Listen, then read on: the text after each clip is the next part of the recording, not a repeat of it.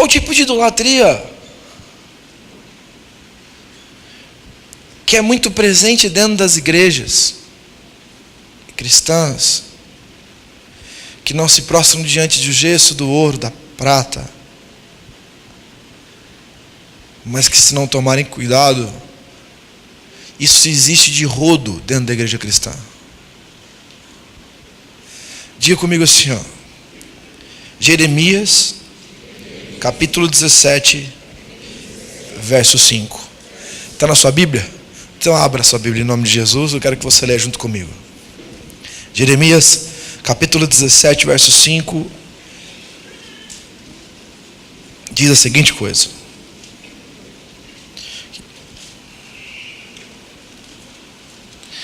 assim, Jeremias está no Velho Testamento. Não, ele não é depois de Gênesis. Vocês lembram que eu convoquei vocês para começarem a trazer Bíblias, amém? Impressas. Tragam Bíblias impressas. Às vezes eu estou na minha casa assim, ó, e eu falo assim, onde está aquele texto? Eu lembro da imagem do versículo na minha Bíblia. Ai, a minha Bíblia. Minha mãe podia pedir tudo que ela quisesse para mim, mas ela pediu minha Bíblia. Diz tudo com os meus grifos. Eu falo, esse texto está em Gálatas. Porque eu lembro, eu tenho um apego sentimental com a minha Bíblia. Eu espero que você tenha também, porque ela é inteira riscada. Ela é escrita, desenhada, chorada, babada, ela tem tudo lá. Porque eu já chorei diante dela, já babei diante dela, já desgrifei em cima dela. A Bíblia é uma bênção, amém? O que diz sua Bíblia aí? Esse texto é um dos maiores equívocos teológicos que existe na Bíblia. Como as pessoas entendem errado esse texto? Você fala assim, e aí, irmão? Não, agora eu já aprendi. Aprendeu o quê? Não posso confiar em homens. Não confio mais em ninguém na igreja. Parabéns, está tudo errado. Quem ama, confia. Como assim? Na Bíblia está dizendo que não posso confiar? Não, a Bíblia diz que você precisa ler a Bíblia direito. Olha o que a Bíblia diz. Ó, Jeremias 17, verso 5 diz: maldito o homem que confia no homem, vírgula, não é ponto final, que faz da carne mortal o seu braço e aparta o seu coração do Senhor. O que a Bíblia está dizendo aqui? Confiar em qual homem? Em mim. Maldito é o homem que confia em mim, em si próprio. Não confia no outro homem, confia nesse homem. É lógico que toda a nossa confiança tem que estar parada, alicerçada em quem? Em Deus, ponto.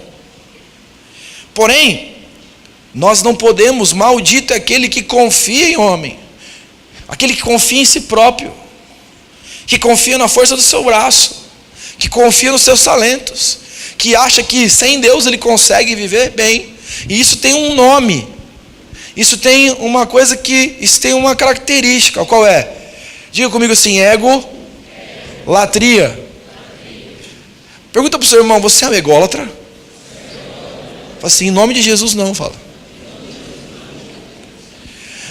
A egolatria é uma idolatria quase permitida dentro da igreja. Porque se alguém fala assim, eu adoro Beelzebu, as pessoas dizem, sai de reto, Satanás, né? Tem outros que falam assim, não, porque eu adoro o espírito das trevas, sai capeta nojento.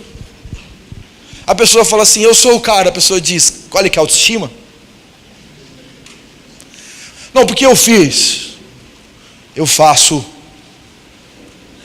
e farei. E a pessoa diz,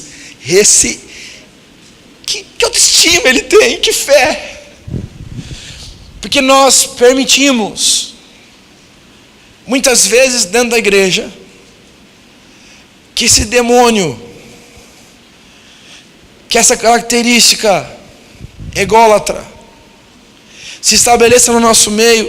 E isso é muito, muito, muito, muito comum. Isso é muito comum em líderes, isso é muito comum em pastores, isso é muito comum em discípulos, isso é muito comum em todo ser humano. Eu quero falar com você, e a Bíblia diz lá, de novo, Jeremias capítulo 17, verso 5 diz: maldito o homem que confia no homem, faz da carne mortal o seu braço. Está dizendo assim, faz dessa carne falível, da carne mortal, da carne falível, né? O seu braço, a sua força. E ele aparta o coração dele do Senhor, porque ele diz: eu faço. Você vai pregar domingo? Vou. Você vai pregar sexta-feira? Você vai pregar na célula? Vou. E aí, você está orando? Não, eu já conheço bem isso tudo. Você vai ter uma reunião importante. Você já fez jejum? Já orou? Já buscou a Deus? Por quê? Eu sou o cara. Você percebeu que mexeu o cabelo aqui, né? Porque é liso, que é uma beleza. A Bíblia diz assim, em Romanos capítulo 1, verso 18 ao verso 23, diz: a ira de Deus se revela do céu contra toda impiedade e perversão dos homens que detêm a verdade pela justiça. Porquanto o que de Deus se pôde conhecer é manifesto entre eles, ou seja, as coisas de Deus são manifestas entre nós, porque Deus lhes manifestou. Porque os atributos visíveis de Deus, assim o seu eterno poder, como também a sua própria divindade, claramente se reconhecem. Nós reconhecemos. Às vezes nós não paramos para pensar, porque nós estamos acostumados com isso. Mas, por exemplo, quando você corta a sua mão, o que faz com que você não sangre até morrer? Talvez um biólogo, um médico, uma enfermeira, alguém que da área de saúde diz assim: não, as plaquetas do meu sangue começam a fazer a cicatrização, impedir que o sangue faça o sangue coagule, não deixe ele continuar tendo uma hemorragia. Está tudo certo, mas quem fez isso? A evolução do macaco? Pelo amor de Deus, tem que ter muita fé para isso. Ou o que faz uma coisa como o nosso olho ser uma câmera que manda uma informação, veja bem, uma informação para a parte de trás do nosso cérebro, que faz com que eu olhe para você em milésimos de segundo e consiga ver uma lente que passa para o meu cérebro, que faz eu conseguir ver você, e me dá a noção de profundidade, de cor, me faz enxergar cada pessoa. Vai dizer, isso veio do macaco, irmãos, como diz o Russell Shedd. Acreditar na evolução do macaco é a mesma coisa. A probabilidade científica disso acontecer, você pegar a Barça. Sabe, quem já viu a Barça aqui? Quem gosta, já leu a Barça? Meu Deus, a Barça, isso. Para aqueles que não sabem, é uma enciclopédia de tamanho bacana. Você corta a parte de trás de todos os livros, deixa todas as folhas soltas, você pega, sai num avião, lá em cima, a 1000 metros de altura, 800 metros de altura, e joga essa Barça solta. E se a probabilidade da gente ter vindo num processo evolutivo é a mesma probabilidade de todas as folhas caírem em ordem, uma em cima da outra. Aí as pessoas dizem assim: você tem fé que Deus criou o mundo? Eu digo assim: você tem fé? Irmão, eu tenho que ter fé porque está aqui o homem veio do macaco. Tem hora que eu acredito, porque os caras acreditam nisso, eu acredito nisso, começo a acreditar, porque acreditar nisso é uma involução. Queridos, quando nós olhamos para a Bíblia diz assim: ele demonstrou as coisas, os atributos invisíveis de Deus, assim como o seu eterno poder, como também sua própria divindade, claramente você conhece, desde o princípio do mundo, sendo percebidos por meio das coisas que foram criadas. Tais homens são por isso indesculpáveis, porque a glória de Deus, em todo lugar que você vê a glória de Deus. Por que você não sai voando por aí? Porque existe gravidade para você ficar no chão. Quem fez isso? É uma operação cósmica de força resultante com a aceleração e a coisa, e aconteceu isso. Não, é Deus. Está dando para compreender, sim ou não? Tudo que nós olhamos para o nosso lado, nós vemos. Quem tem um bebê aqui sabe disso. Às vezes, você vai lá, pega uma mulher, um homem, vai lá, de repente, vai lá, bebezinho, começa a crescer a barriguinha vai crescendo, aí vai lá, vai fazer ultrassom, e liga lá, coraçãozinho deles. Quem já viu já o ultrassom sabe que é verdade, e fica coraçãozinho batendo, e o pai chora, e tem o tamanho de um grão de arroz. E a mulher já está vomitando, já está com aquele... E o corpo já começa a se preparar tudo, e o corpo já se molda, já se prepara, e o peito começa a crescer, isso tudo se preparando, tudo para nascer o bebezinho, nasce o bebezinho, aquela coisinha mais linda, perfeito. Um bebê, um ser pequenininho. Aí diz assim, é obra da natureza, é obra da burrice quem acredita nisso. Isso é obra de Deus. Que coisa mais linda, mais maravilhosa que um bebê. As coisas de Deus, elas são manifestas em todo lugar que nós olharmos, irmãos. Em todos os lugares. Tudo que a gente olha, vê a glória de Deus. Por isso a Bíblia diz, esses homens são indesculpáveis. Portanto, tendo conhecimento de Deus, não glorificaram como Deus. O problema hoje na igreja é que as pessoas estão na igreja, mas elas não glorificam o Deus soberano Senhor na igreja. Está dando para compreender? Nós não ressaltamos a glória desse Deus grandioso e poderoso. Aquele que era e há de ser para sempre. Aquele que os séculos passam, mas ele continua imutável. Aquele que o seu infinito amor entregou seu Filho unigênito para que todo aquele que nele crê não pereça, mas tenha vida eterna. Esse Deus é espetacular. Quem pode aplaudir Jesus pela vida de Deus?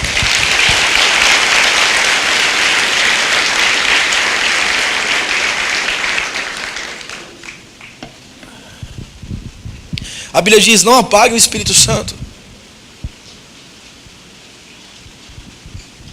A idolatria, ela tem uma característica, queridos, muito forte. Porque ela faz com que a pessoa retire de Deus a honra dele. Eu tenho sucesso porque Deus fez na minha vida. Não, eu tenho sucesso porque eu estudei bastante, sabe? Eu malhei bastante, busquei de Deus. Eu não tenho sucesso porque Deus estendeu o seu manto de graça sobre mim e me permitiu viver, respirar. Queridos, eu já vi pessoas lindas, especiais, perfeitas, malhadas, com barriga de tanquinho, em 1 semana, 2 semanas morrer num câncer fulminante. A nossa vida é como pó. A volatilidade da nossa vida, ela é nada. Quem nós somos? Nós não somos nada. Se você cair de mau jeito, você morre. Por melhor que nós sejamos, por mais dinheiro que nós tenhamos na nossa conta, por melhor que seja a nossa família, por mais bonito que seja o nosso sobrenome, por mais talentos que nós possuamos, não existe nada em nós que nos faz especiais. Nós somos pó. A única coisa que nos dá significância para a vida é o próprio Cristo em nós. Por isso que nosso cristianismo tem que ser cristocêntrico, não pode ser um cristianismo antropocêntrico, o homem no centro. Nós precisamos colocar Jesus no centro da nossa vida, porque senão nós vivemos um monte de coisa, inspirados em um monte de coisa. Não, por que você fez isso? Eu ganhei porque eu treinei. Ótimo, você treinou mesmo. Mas por que você não está? Por que você teve força para treinar? Por que você acordou hoje? Pois a Bíblia diz que nós só acordamos e vivemos porque as misericórdias do Senhor se renovam a cada manhã, porque se não fossem elas, nós seríamos consumidos, é ou não é? Nós não somos nada. O que guarda os nossos filhos? O que guarda os seus filhos, Paulo e Beth, lá em São Paulo? Seus netos, fala para mim. O que guarda os seus filhos, irmãos? O que guarda a sua vida? Jesus diz, se o Senhor não guardar, em vão vigia o sentinela. Você pode colocar seguranças, guardas armados, instalar chip no calcanhar, colocar chip de rastreamento no seu carro. Se Deus não guardar, você morre. Isso nos remete, queridos, quando nós olhamos e identificamos a nossa fragilidade. A própria Bíblia diz, qual a ansiedade, o que eu posso fazer pela minha própria vida, que muda um côvado na história da minha vida, o que eu mudo alguns centímetros da minha história. Se Deus não estiver comigo, eu não mudo nada, eu sou uma vítima, eu não consigo fazer nada. Se Deus não estiver comigo, se Deus não estiver com você, quem nós somos? Nós não somos absolutamente nada. E aí entra o espírito de Lúcifer. Pois a palavra de Deus diz que Lúcifer, ele tinha esse nome por causa do anjo de luz. Ele cuidava da adoração no céu. E ele se tornou o primeiro ególatra do mundo. E ele começou envaidecido, não aceitou ser o segundo, ficou com raiva de Deus porque Deus era honrado, queria ocupar o lugar de Deus. E a Bíblia diz que ele se envolveu na primeira rebelião, porque todo ególatra é rebelde. E ele trabalha muito bem isso no coração da igreja. E isso é um vírus que pode matar a sua vida e a minha, a de todos nós, principalmente quem está aqui em cima, inclusive esse que vos fala. Se eu não tiver o meu coração guardado, consolidado no Espírito Santo, daqui a pouco eu vou começar a acreditar que as palmas que você dá para Jesus é para mim, porque eu prego para caramba. Ou que todo o sucesso da igreja é porque eu sou o cara, não porque Deus é o cara em mim.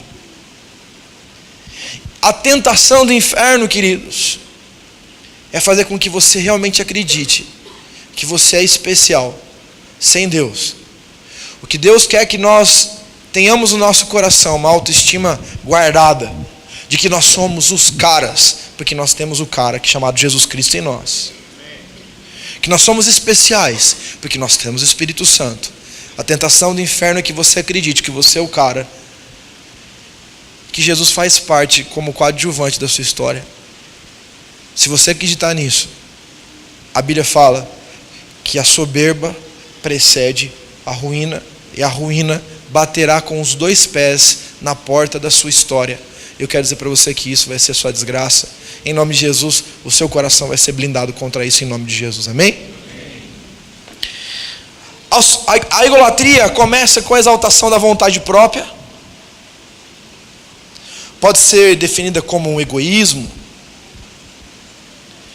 E aos poucos as pessoas começam a olhar para si mesmas e sentir demasiadamente merecedora.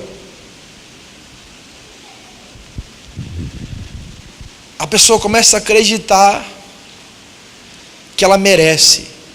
Por exemplo, chega aqui e os músicos sobem para tocar, eu mereço que as pessoas me adulem. Quantos líderes perdem a noção da vida quando eles começam a exigir que os seus liderados os venerem? Porque eles deixaram de ser alimentados pelo Espírito, eles começaram a ser alimentados pelo seu ego. A fonte de motivação de um líder deve ser o Espírito e o agradar a Deus. A grande fonte de inspiração de um líder cristão, o alvo dele é um dia e ouvir a voz de Deus, Deus rasgando o céu e dizendo: este é meu filho amado em que minha alma se alegra. Não é um monte de gente adulando e dizendo: Abba mestre, fale o que o Senhor quiser. Mas para o ególatra, isso é uma tentação terrível. A Bíblia diz em Romanos 12:3: por isso, pela graça que me foi dada. O que é graça mesmo, queridos?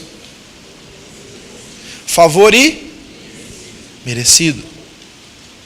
Pela graça que me foi dada, digo a todos vocês: ninguém tenha de si mesmo um conceito mais elevado do que deve ter, mas ao contrário, tenha um conceito equilibrado, de acordo com a medida da fé que Deus lhe concedeu.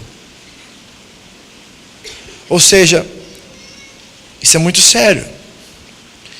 As pessoas que são ególatras, elas se amam demais. Tudo gira em torno do umbigo delas. Tudo é indireta. Tudo é para ela.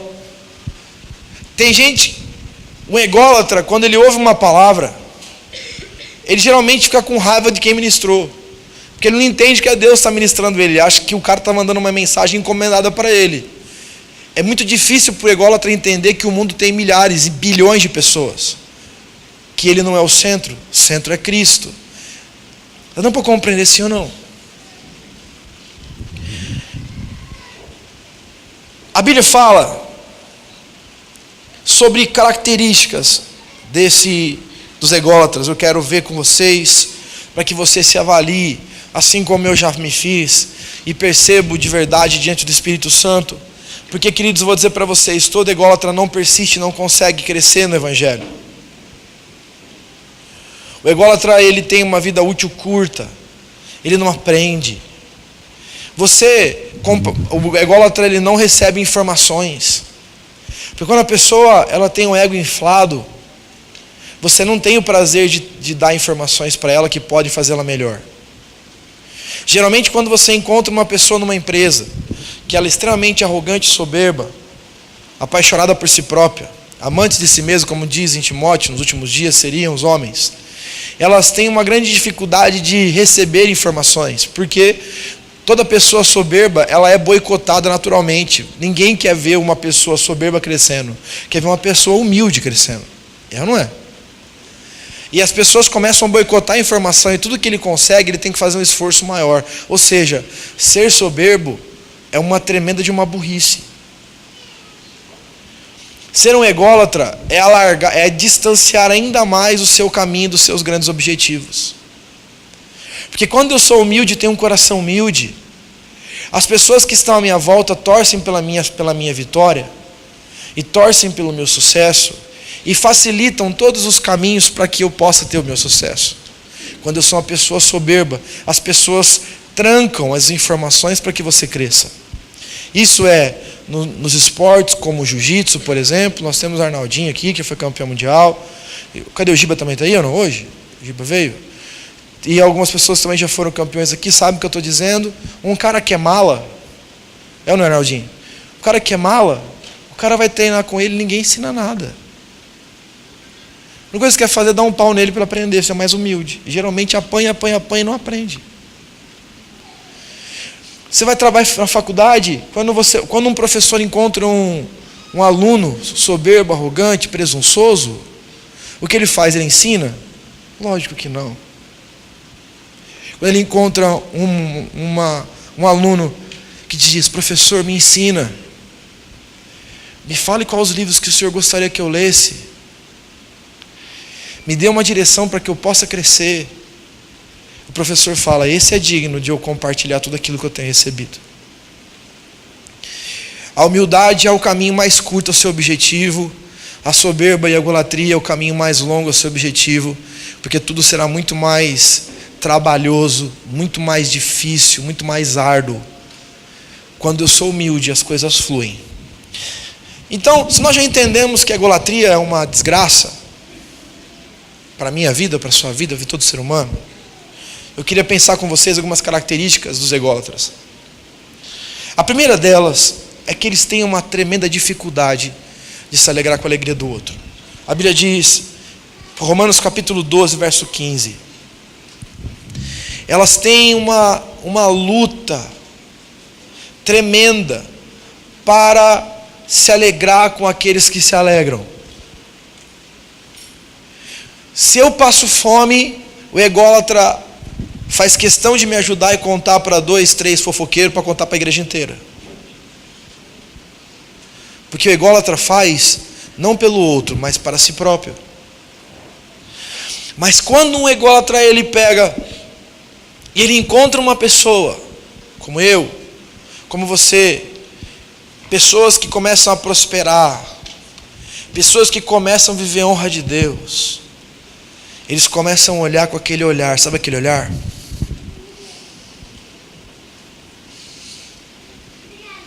Por que ele tem e eu não tenho? Por que ela tem e eu não tenho? Eu acho que eu deveria também ter. Eu quero, eu preciso. Nossa, tal irmão comprou um carro novo, bonito, ar-condicionado, micro-ondas, televisão a cabo, PlayStation embutido no fundo. E ainda quando chega no carro ele fala: bom dia, eis-me aqui, quero te servir. Aí a pessoa vai lá, olha para aquilo e diz: ostentação. Que absurdo, porque não pegou isso e deu tudo aos pobres. Na verdade é porque no fundo do coração dele ele morreu de inveja, porque ele queria ter um igual, não tem. Tem um filme que chama, acho que é Assalto ao Banco Central, filme brasileiro. E tem um cara lá no filme que ele é tipo um socialista. Ele diz: quando eu roubar o dinheiro, todo o dinheiro que eu tiver eu vou pegar e distribuir aos pobres e trabalhar com as ações políticas e não sei o que lá, papapá. Aí todo mundo lá, cadê o cara? O cara está em Paris, ajudando os pobres, tomando um bom champanhe francês e gastando 250 euros numa janta. E porque, na verdade, toda a raiva dele, toda a causa, meu Deus, dos pobres, e os vamos fazer não sei o que lá, é simplesmente porque ele nunca colocou o dinheiro na mão, porque se tivesse ele não teria a mesma conduta. A verdade é que ele morria de inveja de quem tinha. Então ele dizia: porcos capitalistas, gastam seu dinheiro enquanto as nossas crianças morrem de fome. Aí quando ele teve dinheiro, ele foi em Paris comemorar isso, ajudar os pobres de Paris. Está dando para compreender, sim ou não? Todo ególatra, ele tem inveja,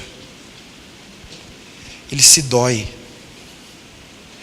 O ególatra, ele tem uma característica muito marcante quando uma pessoa prospera, seja em qualquer área da vida.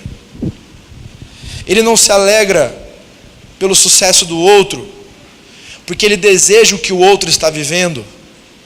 Mas na grande maioria das vezes o ególatra não está disposto a fazer o que aquela pessoa fez para ter o que ela tem.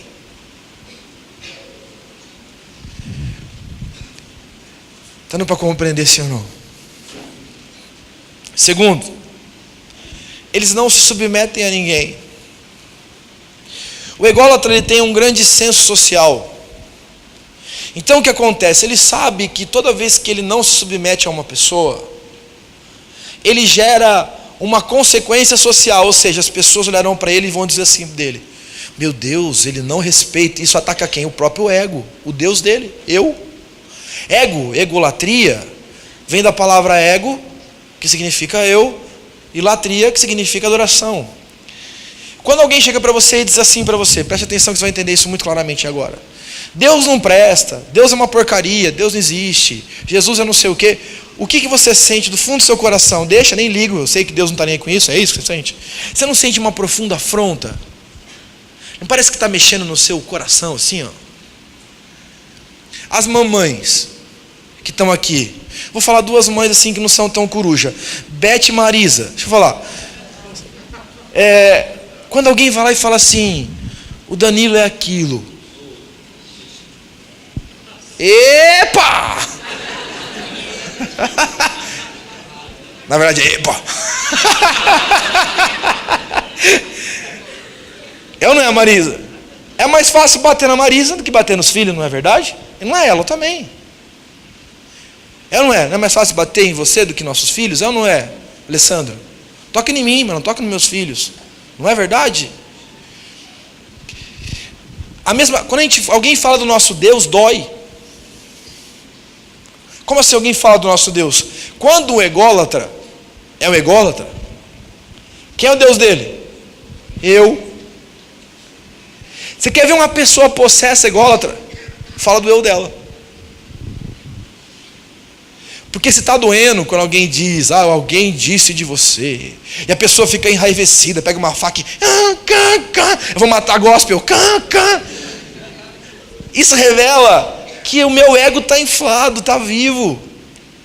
E a grande desespero de Jesus, queridos, foi o quê? Aquele que quiser ser meu discípulo,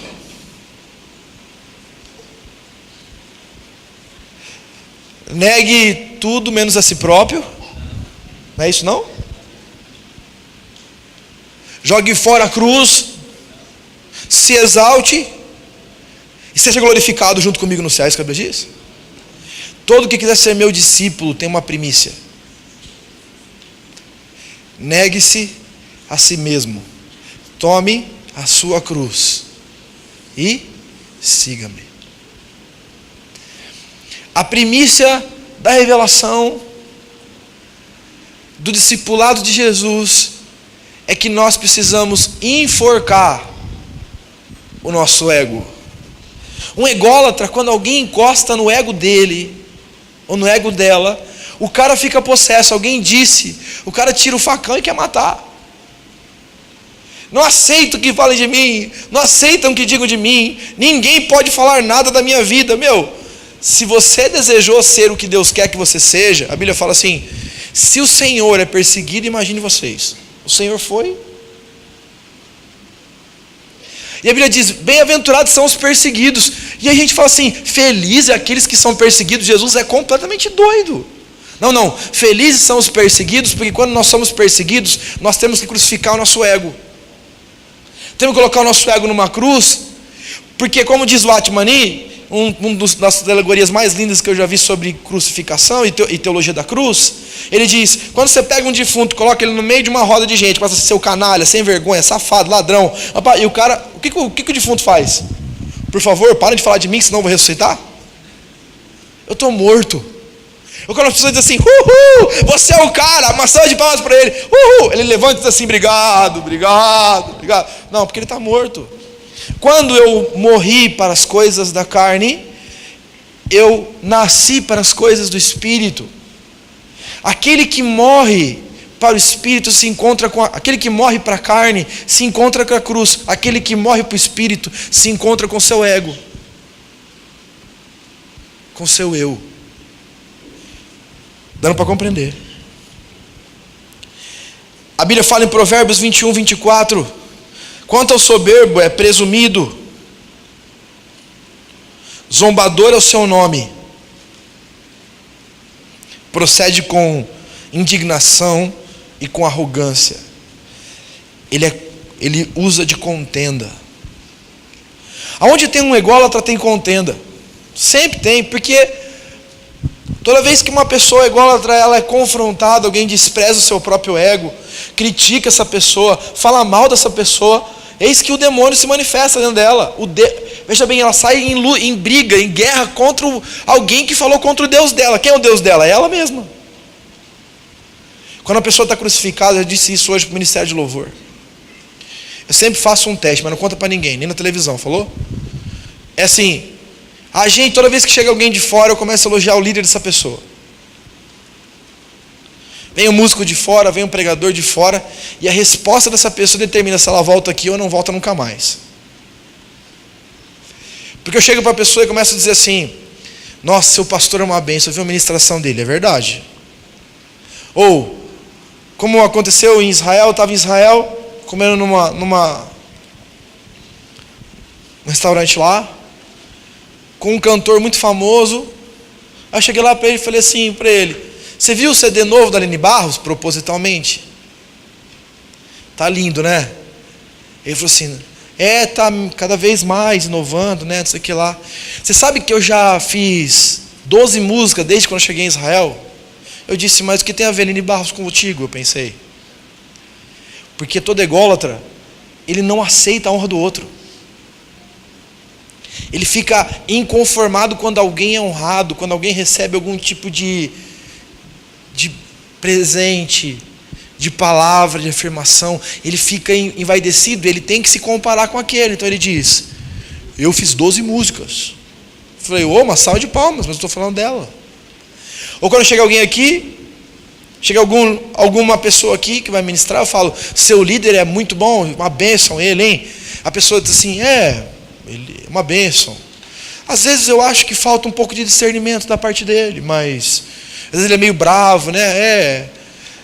Mas é bênção. Já entendi. Não diga mais nada, porque quem desonra o líder é um profundo desonrado. Não importa quão desonrado seja o nosso líder, o caráter de um ególatra não consegue permitir nunca honrar o seu líder. Está dando para compreender sim ou não? Toda pessoa que é ególatra, ele tem os céus fechados. Diga comigo assim: eu não quero céus fechados. Olha o que a Bíblia diz. Levítico 26, daqui é o quarto, tá? Levítico 26, 19 diz: quebrantarei a soberba da vossa força. Por isso que um monte de gente tinha um monte de coisa quando se converteu e perdeu tudo. E às vezes precisam chegar no fundo do poço para que eles sejam quebrantados, sejam moídos na sua força, para eles entenderem que eles não são nada sem Deus. Lá a Bíblia diz: quebrantarei a soberba da vossa força e vos farei que os céus sejam como ferro e a vossa terra como bronze. Ou seja, eu vou fechar todas as portas da sua vida até que você se converta e deixe de ser altivo. Você quer ter um céus fechado de bronze? Você quer que a terra a sua terra seja uma terra de ferro que não produz nada? Você quer isso, irmãos? Sim ou não? Então, nós temos que matar nosso ego.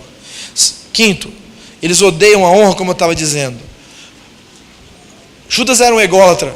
E quando a mulher vai honrar Jesus na casa de Simão, ele se manifesta: para que isso? Para que derramar esse perfume caro em Jesus? Podíamos vender e dar para os pobres. Porque a verdadeira tristeza dele era porque o perfume não era para ele. Talvez, não sei, ele tenha imaginado: com as moedinhas que eu vou ganhar lá dos saduceus, eu compro um perfume e taco no meu pé, só para viver aquilo que Jesus também viveu. Porque todo ególatra, ele odeia a honra de outra pessoa. Ególatras perdem a noção da graça. O apóstolo Paulo diz em Gálatas capítulo 1, verso 10, diz: porventura procuro eu agora o favor dos homens ou de Deus? Ou procuro agradar a homens? Se agradasse ainda a homens, não seria servo de Cristo. O apóstolo Paulo diz. Ele diz: por acaso eu estou aqui para agradar homens? Um ególatra, ele faz tudo meticulosamente pensado para se autopromover, não para promover o evangelho. Ele faz tudo que engrandeça o seu nome. Quando a pessoa ela é focada na sua própria honra. E ele diz, o apóstolo Paulo diz: por acaso eu estou aqui para servir a homens? Não, eu sei que eu recebi de Deus de graça.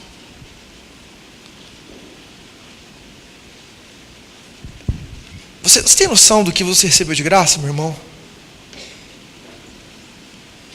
Você reparou o tanto de coisas que Deus fez na sua vida? O que seria da sua vida se Jesus não tivesse mexido na sua vida? Fala para mim, da sua família. O que seria de nós? O ególatra, ele não tem noção do que Deus fez. Ele sempre acha que está sofrendo algum tipo de injustiça. Deus, por que eu estou na igreja e não ganhei meu carro zero ainda? O outro irmãozinho que chegou ontem já tem carro zero. Tu tá tirando, mano. Eu dou tudo para a minha vida. Eu fico aqui e abro de igreja, fecho igreja, discipulo, cuido aqui e não ganhei carro zero. Ele não entende carro zero. Não significa nada perto da eternidade. Que ele tem uma barra forte com o pneu murcho, já se acha. Tem um carro zero, o cara vai achar que é o papa do evangelho, vai querer dar bronca em todo mundo e vai se ensoberbecer. Porque lembre-se uma coisa, querido, isso é muito sério. Você é mais importante do que aquilo que você faz e do que aquilo que você tem. Se aquilo que você tem te propicia morrer espiritualmente, Deus vai tirar o que você tem. Se aquilo que você faz, o que Deus quer que você faça, vai matar você, Deus vai tirar o que você faz. Porque você é mais importante do que aquilo que você faz e aquilo que você tem. Muitas pessoas não podem ter e muitas pessoas não podem receber de Deus para fazer, porque se fizer, vão levantar o narizinho, bicar para o céu, e aí vão ele e Lúcifer andar sozinhos lá no mundo das trevas. Os ególatras perdem a noção da graça. 7.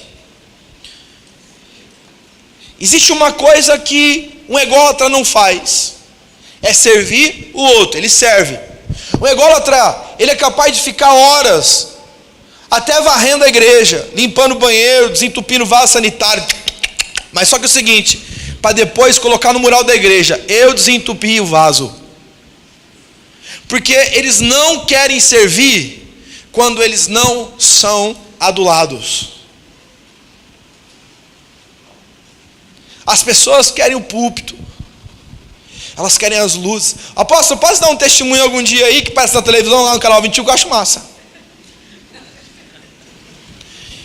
Vamos fazer uma intercessão no culto, chegar 30 minutos antes,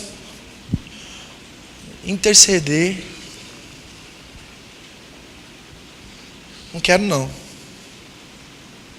Sabe o que é? É que lá da minha casa, eu moro lá no fundo da Marcelo Dias, é longe para chegar até na igreja. E aí eu tenho que, então é complicado chegar uma hora antes, porque eu tenho um problema aqui dentro lá dos meus filhos, sei que lá de trabalho, isso que e aí não dá para fazer isso que lá, então dá para entender isso daí para mim, tá bom? Igual o político falando, respondendo porque desviou verba, você já viu já ou não? Mas quando eu diz assim, eu queria chamar você hoje no culto, para a gente poder te apresentar lá, tem que chegar antes? Eu vou chegar antes. Porque o ególatra faz, ele revela quem ele realmente serve. Se eu sirvo a Deus, eu estou preocupado que Deus me veja. Se eu sirvo ao meu ego, eu estou preocupado que as pessoas me vejam. Se eu estou a minha pergunta, a pergunta que Deus fez para mim: você faria tudo o que você faz se ninguém visse o que você está fazendo?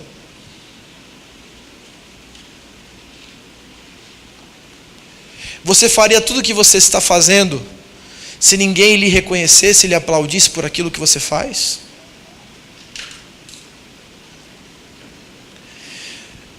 Se nós dissermos do fundo do nosso coração, não, Deus com certeza nos ministrará ensinando: para quem que você faz? Para mim ou para o seu eu? As pessoas, elas não servem. Jesus deu uma lição maravilhosa em Lucas 22, 27, diz assim: pois qual é maior? Quem está à mesa ou quem serve? Quem que é maior, queridos? Quem está à mesa ou quem serve? Quem está à mesa, né? Teoricamente é isso, não é isso? Porventura não é quem está à mesa, diz o Senhor Jesus. Aí Jesus para, olha para os 12 e diz: pois no meio de vós, eu sou quem serve. Eu sirvo, por isso sou maior. Chega uma pessoa e diz assim: a Paula vai fazer tal coisa, vai lá ser ajudante dela, ajuda ela a fazer aquele negócio. Eu, ajudante dela? Quem é essa menina? Eu tenho anos de igreja. Ela me ajuda, nem eu ajudo ela. Vocês conhecem, vocês já viram isso já alguma vez na igreja? Já? Não, né? Isso não acontece. 8º e penúltimo. O reino não é de Deus. Jesus falando com os seus discípulos em Mateus capítulo 6, verso 9, é isso, né? Verso 9, verso 10. Diz assim: portanto, vós orareis assim: Pai nosso que estás no céu, santificado seja o teu nome. Presta atenção que a oração que Jesus nos ensina a fazer antes de pedir tem uma exaltação. E logo depois, vírgula, diz: venha o teu reino, não o meu. Se Deus mandar você servir, e você agora Deus chamar você e falar assim: agora eu quero que você, filho, um domingo sim, um domingo não, fique guardando o carro lá fora onde ninguém vê.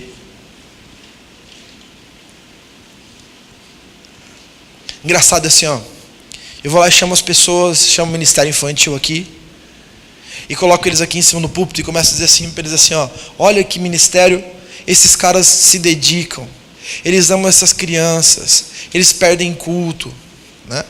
Eles vão lá, trabalham com as crianças, dão o seu tempo, e papapá, uma salva de palmas a Jesus pela vida deles, vamos orar por eles. Acaba o culto, tem 15 dando nome para poder cuidar das crianças. Aí eles ficam alguns meses sem vir aqui em cima no púlpito para poder receber honra, começa a sumir professor. Enquanto as pessoas estão vindo para cá recebendo oração, sendo engrandecidos, sendo adulados, recebendo aplausos, as pessoas querem fazer o que ninguém está vendo. Quando elas param de receber aplausos, elas param de fazer. Isso revela o Deus a quem servimos. Nono e último. Vocês são extraordinários.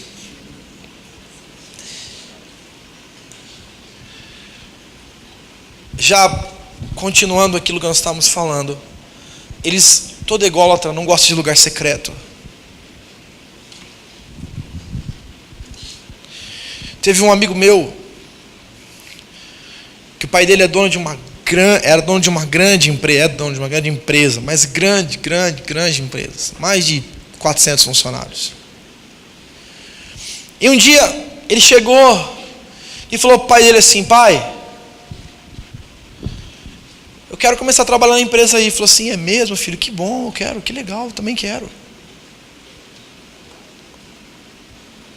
Segunda-feira, 6:30 da manhã, comigo, na empresa. Ele foi lá, contou para os amigos, estou aí, vou trabalhar na empresa. Chegou lá na empresa, chegou à empresa junto com o pai, saiu com o pai, acordou com o olho tudo cheio de remela, porque estava com uma acordar cedo. Saiu com o pai, meio capenguento, o pai todo já chegando, dinâmico, faz isso, não sei o que lá. E ele chegou ao pai e falou assim, pai, onde é a minha sala? Onde vai ficar a minha mesa? Ele falou, mesa? Sala? Você vai, filho, eu gostaria que você trabalhasse na secretaria, junto com a secretária, você está ao lado dela lá. Papai, eu? Com a secretária? Geral? Atendimento ao público lá na frente, nós temos 400 funcionários, eu quero uma sala. Assim, lá na frente. Aí ele ficou alguns meses lá. Tipo, pai, e quando é que eu vou sair de lá? Ele falou assim, eu acho que tem que sair agora mesmo, filho. Onde vai ser minha sala? Ele falou assim, agora eu quero você trabalhando no RH. Vou colocar uma cadeira do lado da mesa lá do cara, do chefe do RH. Eu quero que você veja como é que funciona o RH. Pai, mas e a minha sala? Resumindo, esse cara passou por todos os setores da empresa, se tornou um dos maiores empreendedores do ramo no qual ele foi estabelecido, e conhece muito, ele é reconhecidamente um dos grandes empresários no ramo onde ele está. Ele passou setor por setor, não teve sala. Um dos grandes problemas do ególatra é que eles não gostam do lugar secreto. Veja bem, quem acredita que Deus é Senhor sobre todas as coisas? Sobre tudo. Tem gente que está com, ou está com CC, não quer levantar o braço, ou não crê. Quantos creem na soberania de Deus? Quantos acreditam, como a Bíblia diz, que nem um fio de cabelo cai da nossa cabeça sem que Ele permite? Os carecas não fiquem bravos com Deus.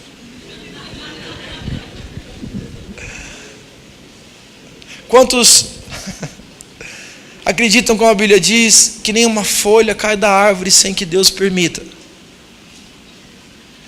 Mas se cremos que Deus é Senhor sobre todas as coisas, Ele pode tudo, e Ele diz que tudo aquilo que a Bíblia fala, humilhai-vos sob a poderosa mão de Deus, para que Ele ao seu queridos, vocês estão aí? Humilhai-vos sob a poderosa mão de Deus, para que Ele Diga comigo assim, a Bíblia. Mas diga bem forte, a Bíblia é uma bênção. Amém? Para que Ele ao seu tempo vos exalte. Quem exalta? As minhas estratégias. Ele. Por isso Ele chama os discípulos. E chama os discípulos para uma chave.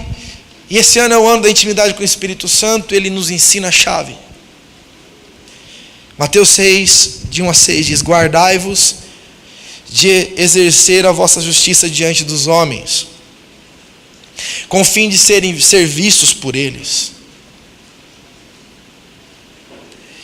De outra sorte não tereis galardão junto do vosso Pai Celeste. Veja bem, a Bíblia diz que aquele que busca a honra dos homens, presta atenção, não tem direito a galardão no céu, porque já teve o galardão no aplauso. De outra sorte, não tereis galardão junto ao Pai Celeste. Quando pois deres esmola, não toques trombeta diante de ti, esmola para o pobrezinho, como fazem os hipócritas nas sinagogas e nas ruas, para serem glorificados pelos homens. Veja que ele diz: em verdade vos digo que eles já receberam a recompensa, não tem mais galardão. Tu, porém, ao dares esmola, ignore a tua mão esquerda que tua mão direita, que faz tua mão direita, para que a tua esmola fique em secreto, e o teu Pai que vem em secreto te recompensará. E quando orares, não sereis como os hipócritas, porque gostam de orar em pé nas sinagogas e nos cantos das praças, para serem vistos dos homens. Em verdade vos digo que eles já receberam a recompensa. Tu, porém, quando orares, entra no teu quarto e, fechada a porta, orarás a teu Pai que estás em secreto, e o teu Pai que vem em secreto te recompensará. Quando que nós mudamos a nossa sorte? Diga comigo: no lugar secreto. Aonde são construídos os maiores avivalistas? Em qual faculdade? Na faculdade do lugar secreto. Aonde acontecem os grandes milagres? No lugar secreto. Aonde nós recebemos a provisão, o suprimento, o milagre? No lugar secreto. Só que o ególatra, o lugar secreto, só ele, Deus, é muito pouco, ele precisa ser visto por isso. Vocês compreendem quão malefício um ser humano pode receber se ele é uma pessoa ególatra? Sim ou não? Você compreende que a sua e a minha soberba só nos ensina que nós estamos a um passo de um abismo? Você entende que a nossa humildade, a nossa misericórdia com o outro, o nosso entendimento, o nosso amor, o nosso carinho, a nossa paciência, é que faz com que a gente entenda as coisas espirituais de Deus e recebamos a recompensa do céu? Se você entendeu isso de verdade, em nome de Jesus, eu quero dizer para você que você vai entrar num nível de vida diferente. Porque se Deus rejeita o soberbo, a sua prosperidade também rejeita você, se você é um soberbo. Se Deus rejeita o soberbo, eu quero dizer para você que os dons do Espírito Santo também rejeitam você, se você é soberbo.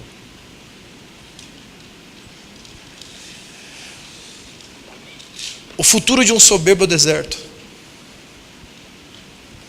Porque só o sol escaldante e o deserto sem ninguém é que aguenta um soberbo falastrão. Ninguém aguenta estar com pessoas que se autoafirmam o tempo inteiro. Ninguém aguenta estar com pessoas que o tempo inteiro dizem: eu fiz, eu fui, eu sou, eu faço, eu sou o cara, é aquilo que eu vou fazer, é aquilo que vai dar certo. Não, porque eu sou assim, porque eu tenho um talento, eu fiz não sei o que, eu fiz curso não sei da onde, eu fiz não sei o que lá, eu conheço a Bíblia, eu já expulsei demônio de ponta cabeça, eu já conheci o 3º, 4º, 5º, 6º, 10º céu, eu já tive 12, tive 144, tive 1728. Em nome de Jesus, receba isso no seu coração. A sua humildade consolida seus discípulos. A sua humildade aproxima o diferente de você. A sua humildade revela Cristo. A sua humildade te faz próspero. A sua humildade traz revelação, traz as informações ocultas. A sua humildade faz com que você seja próximo de Deus. A sua soberba faz com que você seja próximo de Lúcifer. Qual o futuro que você idealiza para a sua vida?